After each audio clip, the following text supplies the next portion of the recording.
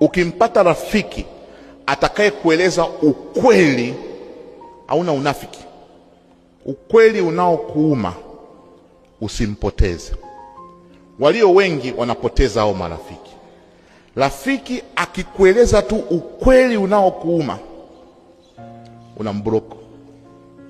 Kuanzia leo sitaki kumsikia, sitaki anitumie message, sitaki aniambie.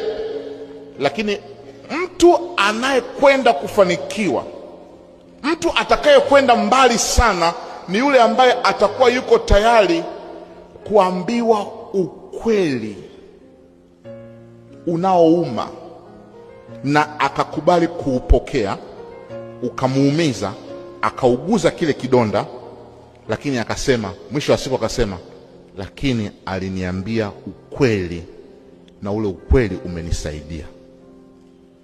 Kuliko kupata watu